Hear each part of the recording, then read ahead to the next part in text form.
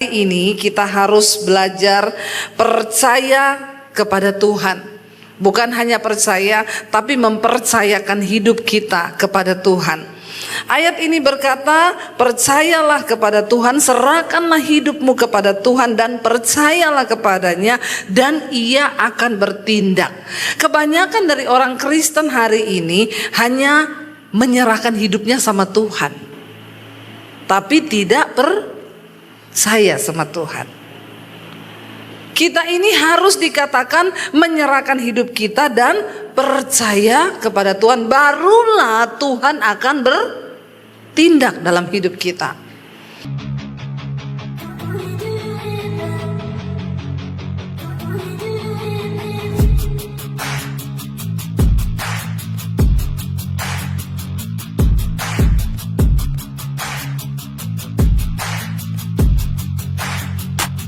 Selamat datang di channel Bela Kebenaran. Kami hadir untuk memberikan informasi opini dan atau fakta terhadap situasi yang sedang terjadi. Mari dukung channel ini dengan cara menekan tombol subscribe dan bunyikan loncengnya. Terima kasih.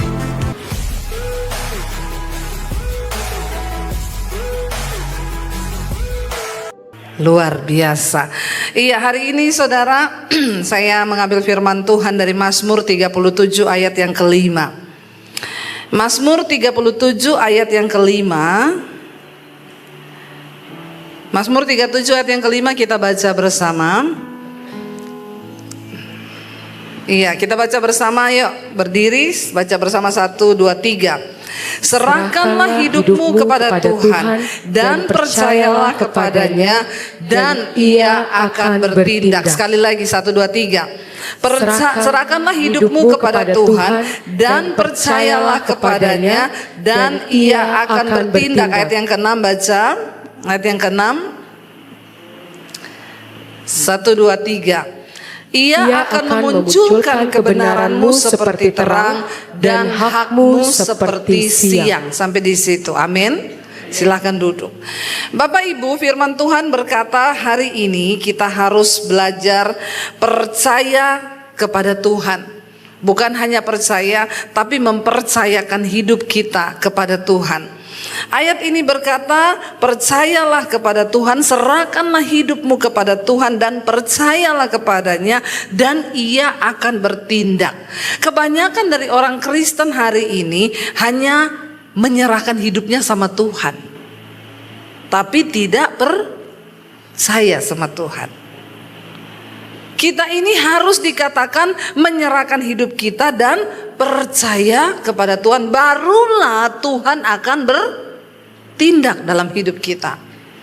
Jangan jadi Kristen yang biasa-biasa. Jangan jadi Kristen yang normal. Ketika kita mau masuk lebih dalam lagi kepada Tuhan, kita mau lebih dalam percaya sama Tuhan, kita akan jadi orang yang bisa melihat ada begitu banyak hal yang Tuhan bisa kerjakan lewat hidup kita. Saya selalu bersaksi, ini saya lihat banyak anak muda di sini. Saya ini, siapa yang sudah tahu saya dulu di sini? Angkat tangan yang sudah tahu saya. Bertobat banyak belum tahu ya di sini ya. Yang belum tahu tolong subscribe channel YouTube saya, Debbie Basir TV ya. Saya mengenal Tuhan Yesus tahun 95. Saya dari seberang, tapi saya haji. Waktu saya mengenal Tuhan Yesus, waktu itu saya mau bunuh diri karena saya melakukan banyak dosa. Dan memang yang namanya dosa itu enak kan? Hello? Menurut kalian dosa enak apa enak? Yang bilang dosa enak angkat tangan. Yang bilang tidak enak angkat tangan. Yang bingung angkat kaki. Semua bingung ini ya. Dosa enak apa enak? Nggak usah pura-pura. Bilang aja dosa itu bertobat kau.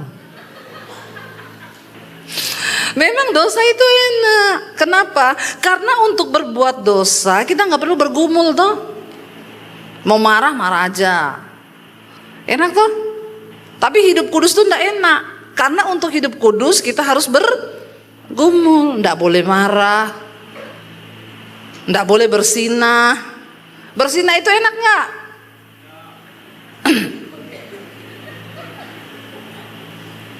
Nggak usah pura-pura lagi. Ya, karena iblis tahu kok. Bukan cuma Tuhan tahu, iblis juga tahu kok. Jadi percuma kita duduk diam di gereja. Kalau kita di luar sana melakukan dosa, Tuhan tahu siapa milik kepunyaannya, dan juga setan tahu siapa milik kepunyaannya. Alkitab bilang ada begitu banyak saksi di sekeliling kita. Saksi yang pertama Tuhan, saksi yang kedua setan. Karena setan bisa lihat kita, tapi kita tidak bisa lihat setan. Jadi setan itu ada di mana-mana. Saya mau tanya, sekarang ada setan enggak? Menurut kalian ada setan enggak sekarang? Ada. Coba lihat kanan kirimu, jangan-jangan dia setan. Ya, setan itu ada di mana-mana. Nah, ketika saya bertobat terima Tuhan Yesus, waktu itu saya mau bunuh diri. Dosa, upah dosa itu adalah maut. Orang yang hidup dalam dosa pasti mati. Maut bukan cuma mati, binasa. Nah, itu sudah. Nah, ketika saya hidup melakukan dosa, lalu iblis tuduh saya hidupmu udah hancur, masa depanmu hancur, mati aja kau, bunuh diri. Lalu saya pikir iya ya, bunuh diri itu enak, selesai semuanya. Tapi Tuhan mengasihi saya. Karena waktu itu saya bilang, Tuhan, sebelum saya mati bunuh diri, saya pengen ketemu Tuhan. Siapa Tuhan itu yang menciptakan saya? Siapapun juga engkau Tuhan, asal kau yang menciptakan saya pengen ketemu dengan engkau. Dan hari itu saya dijamah Tuhan, saya terima Yesus sebagai Tuhan dan Juru Selamat dalam hidup saya. Saya mulai diubahkan Tuhan. Orang yang ketemu dengan Tuhan Yesus secara pribadi, hidupnya pasti berubah. Jadi kalau engkau berkata engkau mengikut Tuhan, tapi hidupmu gak berubah, maaf, kau belum ketemu Tuhan Yesus. Walaupun agamamu Kristen, tapi kau belum ketemu Tuhan. Namamu belum tercatat dalam kitab kehidupan. Karena orang yang ketemu Tuhan, satu ciri utamanya dia berubah. Dulu merokok, sekarang gak merokok. Amin. Ada yang merokok di sini? Nggak usah angkat tangan. Nanti kita baptis ulang, kita rendam 30 menit. Biar kau buka mata langsung di rumah Bapa di sorga. Lebih baik tubuhmu binasa tapi jiwamu selamat. Orang yang sudah kenal Tuhan Yesus berubah. Dulu bersinah, sekarang enggak lagi. Dulu free sex, sekarang enggak lagi. Dulu suka nonton film porno, sekarang enggak lagi. Anak-anak muda hati-hati loh. Hari-hari ini media sosial itu sangat menghancurkan. Ada begitu banyak nilai-nilai yang tidak sesuai firman Tuhan yang bisa masuk ke otak kita nih. Peperangan kita sedang ada di peperangan yang terakhir hari-hari ini. Lalu saya mengalami Tuhan Yesus, saya mulai berubah. Kenapa saya berubah? Karena saya baca Alkitab. Yang tiap hari baca Alkitab berapa banyak? Angkat tangan. Dapat sepeda loh di belakang. Sepedanya siapa enggak tahu, ambil aja itu ada di luar. Firman Tuhan ini petunjuk kehidupan kita loh. Bagaimana mungkin kau bisa tahu rencana Tuhan atas hidupmu kalau kau nggak pernah baca Alkitab? Kristen tapi nggak pernah baca Alkitab. Bagaimana kau tahu rencana Tuhan atas hidupmu?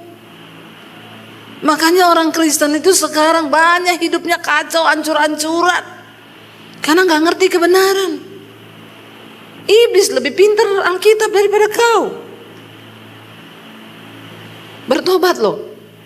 Kita baca Alkitab. Waktu saya baca Alkitab, Yesus berkata, di mana ada kebenaran, di situ ada kemerdekaan. Dan kebenaran itu akan memerdekakan kamu. Amin. Dosa apa yang sedang kau hidupi hari ini yang kau bilang sulit untuk keluar? Saya merokok, saya bersinah, saya ini homo. Ada yang homo di sini? Nggak usah angkat tangan lagi. Saya baptis di laut mati kau. Ngambang, nggak bisa tenggelam. Tulang lunak soalnya. Bertobat ya.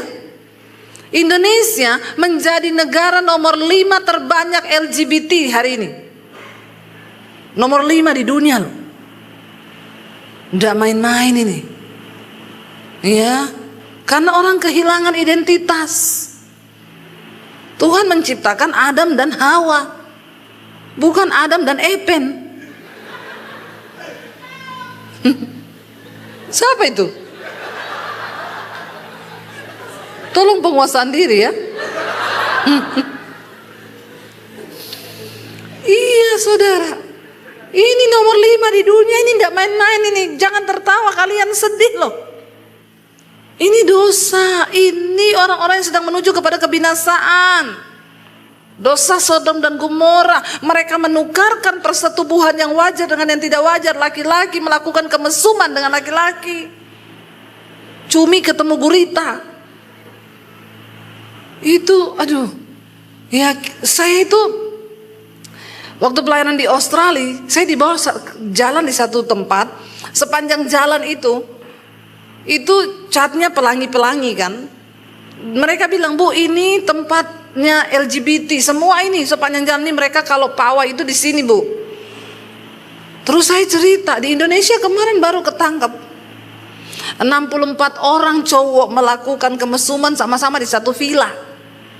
Terus orang yang di Australia bingung, di Indonesia iya, hebat ya Indonesia ya. Di Australia yang pusat-pusatnya LGBT tidak pernah ada kasus begitu. Di Indonesia ini yang kayaknya diam-diam, itu ketangkap terus pesta homoseksual bareng di villa. Makanya cewek-cewek ini sekarang kamu udah gak bisa dapat cowok yang six pack. Karena kebanyakan cowok six pack sudah punya cowok. Jadi yang tersiksa yang one pack itu saja. Tapi itu yang normal memang sih. Mengerikan hari-hari ini, tulang lunak berkeliaran, boti. Ketawa kau. Ya. Ngeri sekarang ini akhir zaman. Ya, kenapa itu bisa terjadi? Kesesatan terjadi di mana-mana. Nah, orang itu bisa percaya sama Tuhan. Serahkanlah hidupmu pada Tuhan dan percayalah. Itu artinya apa? Kita nih mempercayakan hidup kita sama Tuhan. Waktu saya bertobat, saya baca Alkitab. Dan kebenaran, yaitu Alkitab itu membebaskan saya. Saya mulai catat dosa-dosa saya. Waktu saya baca itu Galatia pasal yang ke-5. Karena barang siapa melakukan perbuatan daging, dia tidak mendapat bagian dalam kerajaan Allah. Karena perbuatan daging itu telah nyata: percabulan, kenajisan, hawa nafsu, nafsu jahat, iri hati, kebencian, dendam, amarah, perseteruan, pertikaian, roh pemecah belah. Itu semua ada dalam daging kita. Dan barang siapa melakukan hal-hal itu, dia tidak mendapat bagian dalam kerajaan Allah. Waktu saya lihat itu semua dosa ada dalam diri saya. Ya ampun, berarti saya ini orang yang tidak terdaftar. Kita nih semua, nanti nama-nama kita ini kan yang boleh masuk surga itu yang namanya tercatat di dalam kitab kehidupan. Ya, catat baik-baik ya. Namanya juga kitab kehidupan. Yang dicatat adalah kehidupan. Setiap jam dari hidupmu hari ini itu harus engkau pertanggungjawabkan di hadapan Tuhan kelak. Itu dicatat. Ada namanya Debbie Basir. Dia bertobat tahun 95, menerima Tuhan Yesus. Waktu itu mau bunuh diri. Sejak hari itu dia menyerahkan hidupnya sama Tuhan. Tiap hari dia terus belajar untuk diubahkan, melakukan firman. Ada catatannya. Nah, kalau Tuhan mau catat kisah hidupmu, apa yang dia mau catat? Jangan sampai dicatat ada cowok namanya Epen, dia ini tulang lunak, boti. Lama-lama namamu dihapus dari kitab kehidupan itu. Karena tidak ada yang bagus satupun dari kisah hidupmu. Bertobat loh, bertobat. Bilang kanan kirimu, bertobat kau. Bertobat saudara. Akhirnya saya catat itu buku dosa saya. Saya catat, ya ampun, semua kedagingan ada sama saya. Amarah ini ada. Lalu bagaimana saya berubah? Perubahan hidup itu nggak terjadi begitu saja. Kita harus melekat sama Tuhan, punya niat untuk sungguh-sungguh mau Bahkan, Tuhan, aku ini pemarah loh Tuhan. Alkitab bilang orang pemarah itu tidak masuk surga. Ubahkan aku Tuhan jadi orang sabar. Tuhan, aku ini terikat film porno loh Tuhan. Aku tahu itu dosa Tuhan. Aku mau diubahkan. Begitu caranya.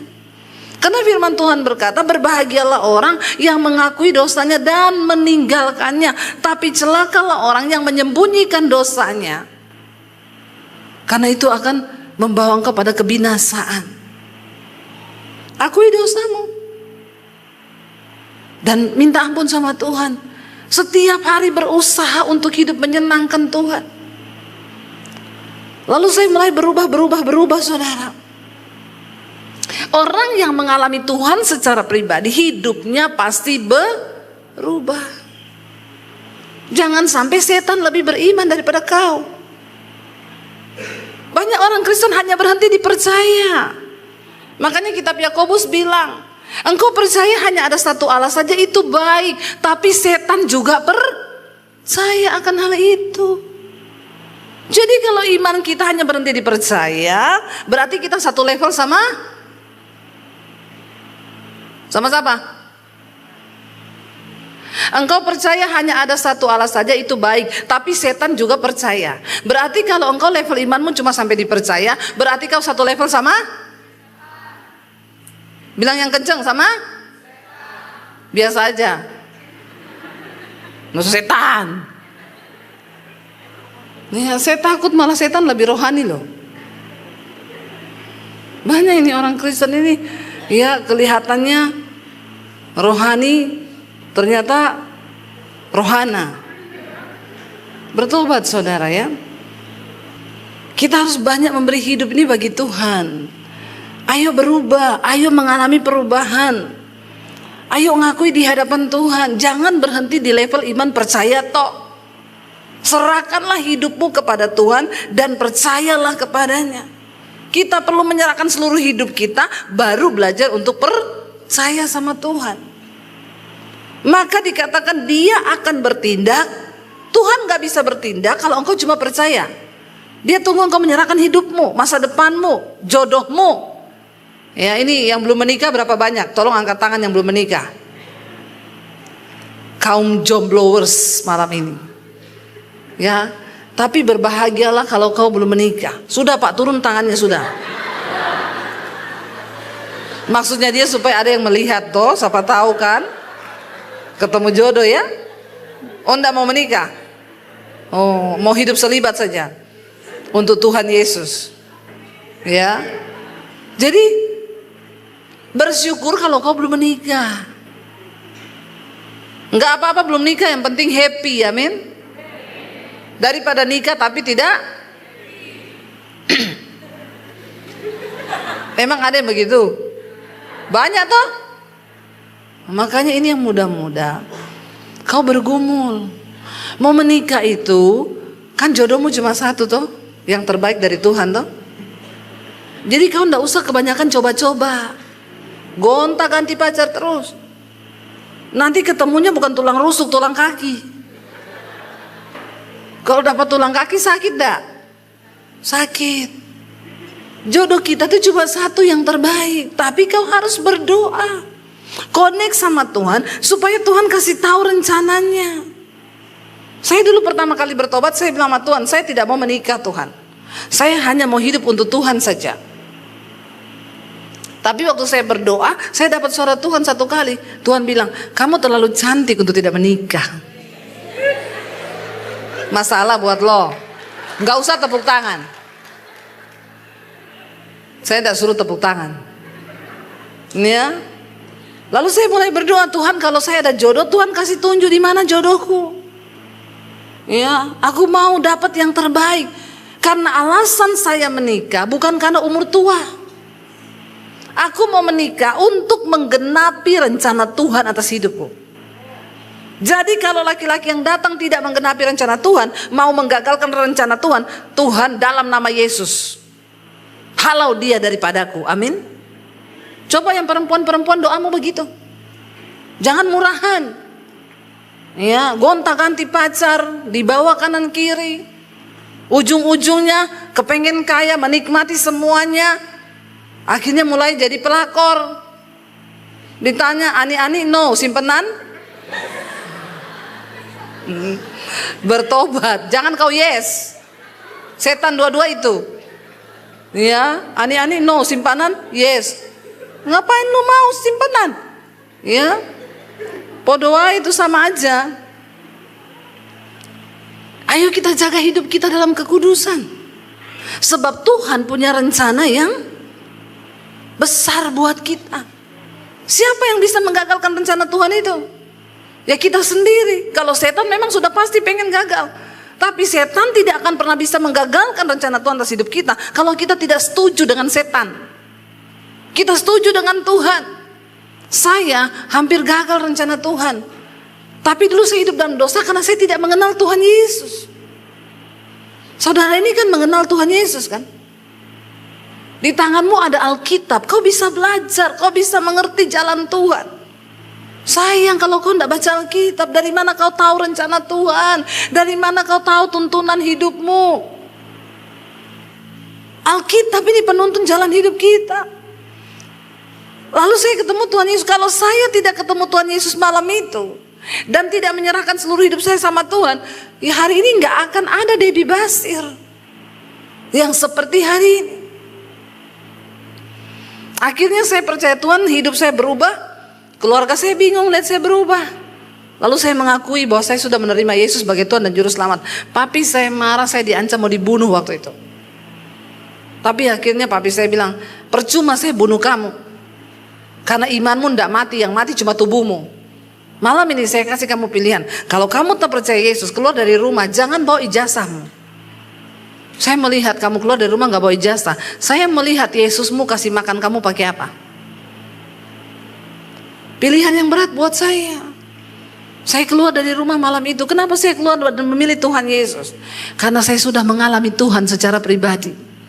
Orang yang mengalami Tuhan secara pribadi tidak mungkin meninggalkan Tuhan, entah apapun alasannya. Apalagi cuma masalah jodoh. Ya. Saya sudah berdoa, Bu, minta Paulus, Yohanes, Petrus dikirim, Yakobus, yang datang Zulkifli. Jangan. Ya, mending kau tidak nikah daripada kau tinggalkan Tuhan Yesus. Akhirnya hidup saya berubah. Saya dipulihkan Tuhan. Saya nggak bisa tinggalin Yesus karena Rasul Paulus bilang tidak ada satupun yang bisa memisahkan aku dari Kristus. Ya, ketika kita ini mau bayar harga, percaya sama Tuhan, ada upah bagi orang yang sungguh-sungguh mengasihi Tuhan. Saya tetap bertahan karena saya sudah merasa Tuhan ubahkan saya. Paulus bilang tidak ada satupun yang bisa pisahkan aku dari kasih Kristus. Apakah itu kelaparan, aniaya, ketelanjangan, tidak ada satupun. Karena Yesus, pengenalan akan Kristus Yesus lebih mulia daripada segala-galanya. Dan saya mengalami itu, saya tinggalkan keluarga saya. Saya mulai berubah, saya diusir dari rumah. Saya tinggal di kos-kosan, nyuci baju, nyuci piring anak-anak kos supaya bisa tinggal gratis. Mau cari kerja nggak punya ijazah. Saya berdoa, Tuhan, apa yang Tuhan mau dari hidup saya? Saya ini cuma pengen kenal Tuhan Yesus. Tapi kenapa saya begitu susah seperti hari ini? Dan akhirnya Tuhan bawa saya untuk masuk sekolah misi Alkitab. Lalu saya belajar di sana dan akhirnya saya dikirim ke kota Solo dan saya ketemu suami saya di Solo. Tuhan kasih yang terbaik. Ya. Nggak usah tentuin gantengnya seperti apa, karena Tuhan tuh tahu yang seimbang, amin. Kadang-kadang orang juga nggak nikah-nikah karena tidak seimbang. Doanya salah. Udah tahu wajahnya SNI, mintanya yang standar USA. Ya pasti kau nggak nikah-nikah kalau begitu. Salah berdoa itu. Kalau muka pas-pasan nggak usah berdoa yang kayak Ari Wibowo, kejauhan. Saya berdoa waktu itu Tuhan yang takut, Tuhan yang menggenapi. Kami berdua ketemu di gereja. Tempat ketemu jodoh paling bagus itu di gereja. Ya, supaya kalau tanya dulu ketemu di mana, Bu? Di gereja. Keren ya, so sweet. Dan ketemu di mana dulu? Di angkot. Aduh. Ketemu di mana? Terminal. Lu mau cari istri atau cari preman? Ya, kita ketemu di gereja.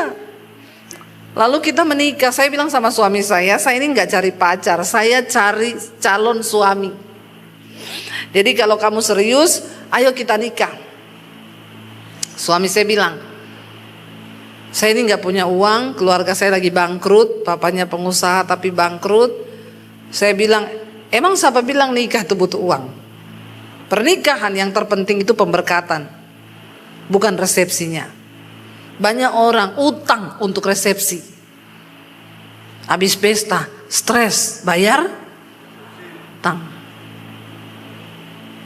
Jangan memaksakan diri melampaui, itu akan bikin hidupmu susah. Seringkali orang Kristen itu masuk dalam persoalan karena dia sendiri yang mencobai Tuhan. Saya bilang sama suami saya, kalau kamu gak ada duit, gak usah. Kita yang penting pemberkatan di gereja, didoakan. Makan aja sama sesama pengerja, yang penting ada yang tahu. Tapi Tuhan kasih yang terbaik. Ada orang akhirnya biayai kami menikah di gedung besar di tengah kota. Lalu kami mulai melayani Tuhan sampai hari ini. Saya punya 3 orang anak, yang besar sekarang umur 24, 22 dan 20, yang paling kecil masih kuliah yang kecil. Saya melihat bagaimana Tuhan bekerja, bagaimana Tuhan berkarya. Dan ketika pandemi, saudara, secara manusia, ya itu tadi, apa yang bisa saya lakukan dengan tanpa ijazah? Bahkan mungkin untuk lamar pekerjaan di gereja ini kan pasti ditanya ijazahnya apa kan? Nah, apa yang bisa terjadi buat saya kalau saya itu nggak punya ijazah? Tapi hari ini saya mau bilang, Tuhan melakukan banyak perkara besar lewat kehidupan kami berdua dalam pernikahan. Karena dari awal saya menikah untuk menggenapi rencana Tuhan. Ya makanya Tuhan itu pilih saya jadi YouTuber karena nggak ada ijazah saya. YouTuber tuh nggak butuh ijazah. Ketika tahun 2018 saya berdoa, Tuhan mau bawa kemana pelayanan kami. Lalu saya dapat suara Tuhan. Ngomong-ngomong, saudara masih percaya nggak kalau Tuhan itu bisa bicara? Tuhan itu bisa bicara loh. Dia hidup dan dia selalu mau membagikan semua rencananya atas hidup kita. Jadi kalau kita nggak bisa dengar Tuhan bicara, yang salah itu kita. Tuhan masih bicara seperti halnya dia bicara kepada nabi-nabi zaman dulu. Dia bicara kepada hamba-hambanya. Dan dia punya rencana yang spesifik atas kita pribadi-pribadi. Yang itu kita nggak bisa wakilkan orang lain berdoa. Ya, selalu datang sama pendeta, Pak doakan dong, untuk apa? Untuk rencana Tuhan dalam hidupku. Rencana Tuhan atas hidupmu tidak bisa diwakili oleh siapapun. Engkau harus datang sendiri cari Tuhan. Alkitab berkata, Tuhan itu memberitahukan rencananya kepada orang-orang yang bergaul karib dengan Dia. Makanya ada kadang anak muda datang, Bu doain saya Bu, ini saya bawa pacar saya. Doain apa ya? Ibu tolong tanya Tuhan, pacar saya ini dari Tuhan atau bukan. Jadi kalau ada yang begitu juga saya bercandain, lihat ke sini, tatap mata saya. Kamu pikir saya ini dukun? Ya, kamu berdoa sendiri. Saya nggak mau jawab nanti kalau udah nikah terus berantem terus nanti ngomong saya. Ini dulu Bu Debbie bilang jodoh dari Tuhan loh. Tidak ada satupun hamba Tuhan yang bisa kasih tahu rencana Tuhan atas hidupmu selain engkau berurusan pribadi dengan Tuhan. Cari Tuhan. Lalu saya berdoa, Tuhan mau bawa pelayanan saya kemana? 2018. Tiba-tiba saya dapat suara Tuhan begini, ambil alih dunia media untuk pekabaran Injil. Saya nangis waktu itu dalam hadirat Tuhan. Lalu saya bilang ke suami saya, aku dapat begini, Tuhan bilang ambil alih dunia media untuk Injil. Artinya apa? Suami saya bilang, oh itu berarti TV media. Ya udah, berarti kita gimana? Saya belum tahu YouTube waktu itu. Ada media, yuk kita pergi tanya di media. Ada salah satu media yang besar di Jakarta. Itu media yang menayangkan beberapa khotbah juga. Kami datang ke sana, dia bilang, oh bisa ibu mau tampil di TV kami. Ya bisa, ibu syuting minimal 10 episode. Satu episode itu bayarnya 6 juta. Jadi ibu harus bayar 60 juta untuk 10 episode. Saya tanya, itu sudah pasti tayang? Oh belum bu, nanti ada bagian yang lihat. Kalau layak tayang ditayangkan, kalau tidak juga di cancel. Loh jadi saya sudah bayar 60 juta, saya belum pasti tayang? Iya, langsung muntabir saya. Ya, muntabir itu mundur teratur tidak berkabar. Muntabir. Ya, enggak saya kasih kabar lagi. Pertama, saya dapat uang 60 juta dari mana? Hari itu enggak ada duit saya. Yang kedua, belum pasti tayang. Tapi saya bawa terus visi itu. Sampai satu kali saya khotbah di Bali. Saya dengan mami saya janjian ketemu keluarga. Saya lihat di situ ada orang syuting-syuting saudara. Pakai kamera. Produsernya duduk di samping meja saya tanya, Pak ini lagi syuting buat apa? Oh kami mau bikin TV bu, di mana? Di YouTube. Oh emang YouTube itu apa? Oh sekarang artis beralih ke YouTube semua 2018. Oh, wah saya exciting tuh waktu dia jelasin. Saya bilang berarti saya juga bisa ya. Iya ibu punya konten apa mau bikin YouTube? Orang yang bikin YouTube itu yang ada konten. Saya bilang biasa aja, careless. Kenapa emosi ya? Sekarang channelnya dia udah tutup. Padahal saya belajar dari dia.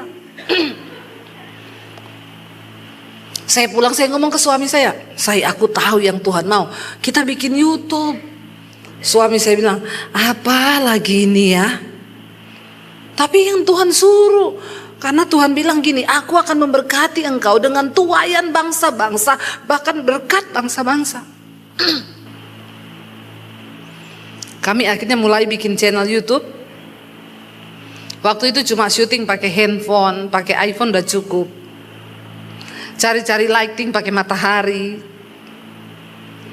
Lalu saya mulai tayang khotbah. Khotbah yang benar-benar menjadi penjangkauan bagi banyak orang. Itu salah satu khotbah saya, nanti saudara cari di YouTube, yang judulnya Akibat Dosa Tersembunyi. Wah itu orang konseling, saya taruh nomor handphone saya. Itu orang konseling cerita terbuka tentang dosanya. Saya mulai doakan mulai dari jemaat homo, sekarang udah dilepaskan, dia udah nikah sama perempuan. Mereka terbuka, cerita dosanya, karena itu akibat dosa tersembunyi. Nanti kalian wajib tonton itu. Kalau mau konseling hubungi nomor telepon saya di bawah ini. Karena seringkali orang ada dosa tapi dia nggak berani ungkapin. Tiba-tiba datanglah pandemi. Kita kan nggak pernah tahu kalau mau ada pandemi 2020. Tapi Tuhan udah kasih bocoran sama orang-orang yang sungguh-sungguh mencari hatinya. Pandemi datang, gereja tutup, gak bisa ibadah. Orang Kristen bingung cari. Waktu pandemi channel saya baru 50.000 subscribe-nya. Ketika pandemi datang, gereja tutup, channel saya naik 1 hari nambah 1.000 subscribe tiap hari. Wow enggak? Ini gak punya channel ya? Makanya pada nggak ngerti, nggak tahu susahnya cari subscribe ya. 1 hari nambah 1.000 subscribe, wow nggak? Bukan cuma wow. Itu Tuhan. Itu Tuhan. Hari ini hampir 1 juta channel saya subscribe-nya. Semua karena anugerah Tuhan.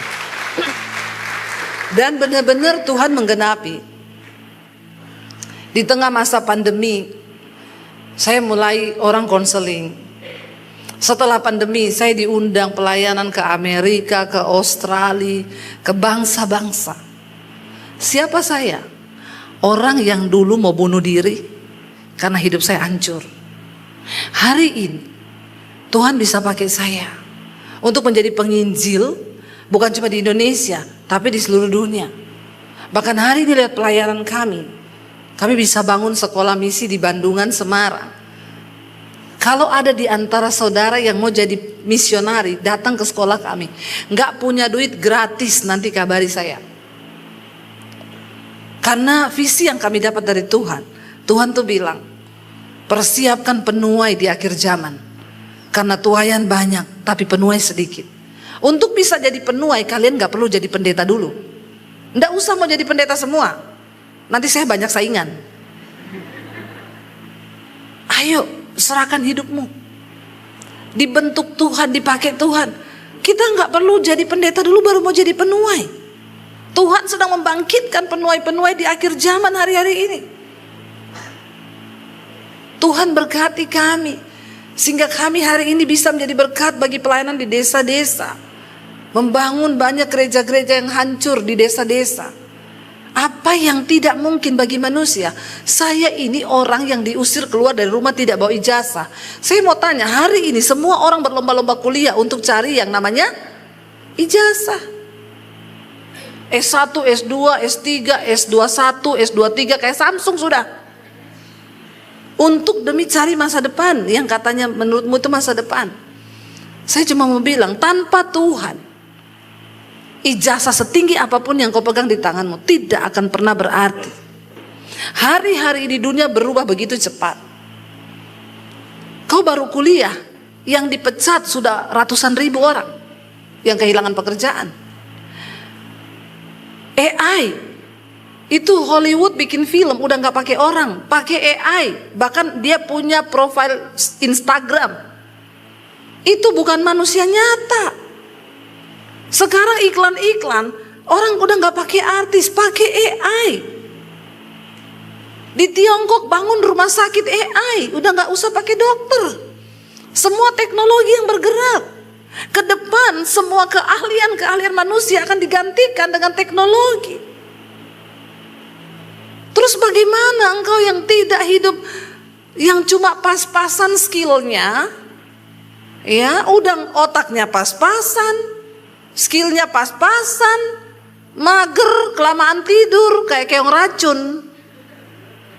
Terus berharap masa depanmu cerah begitu? Siapa yang mau buat?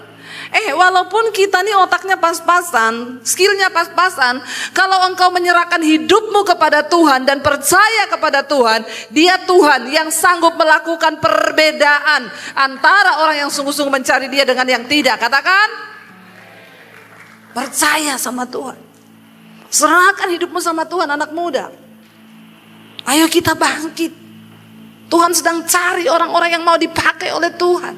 Saya nih loh, bukti hidup. Bagaimana sesuatu yang tidak berarti bisa Tuhan bikin berarti. Kalau saya nggak ketemu Yesus, hari ini saya sudah mati dan tidak akan pernah ada Debbie Basir yang bisa menjadi berkat sampai ke bangsa-bangsa. Saya nggak lebih pintar dari saudara. Saya nggak lebih hebat dari saudara. Cuma bedanya saya mau cari Tuhan hari itu. Saya bilang, Tuhan, sebelum saya mati bunuh diri, saya pengen ketemu Tuhan. Saya pengen ketemu Tuhan yang katanya menciptakan saya. Saya cuma mau tanya, ngapain kau kurang kerjaan ciptakan saya ke dunia? Cuma untuk saya bikin dosa dan saya akhirnya mau bunuh diri cuma untuk itu. Tapi waktu saya ketemu Tuhan, Dia ubahkan semuanya. Paradigma saya berubah, hidup saya berubah, cara pandang saya berubah. Saya mulai mengejar rencana Tuhan atas hidup saya. Dan ketika saya ketemu rencana Tuhan, saya melihat, wow, apa yang Tuhan buat. Hari ini firman Tuhan berkata, serahkanlah hidupmu kepada Tuhan dan percayalah kepadanya, dan Ia akan bertindak. Ia akan memunculkan kebenaranmu seperti terang dan hakmu seperti siang. Tidak ada yang bisa merebut hak hidupmu dari Tuhan. Hari ini saya nggak peduli apapun yang sedang saudara alami. Kuncinya cuma satu, ayo cari Tuhan. Serahkan hidupmu kepada Tuhan dan sungguh-sungguh percaya kepadanya. Kalau Dia menyertai hidupmu saudara, maka engkau akan melihat Dia melakukan sesuatu yang berbeda.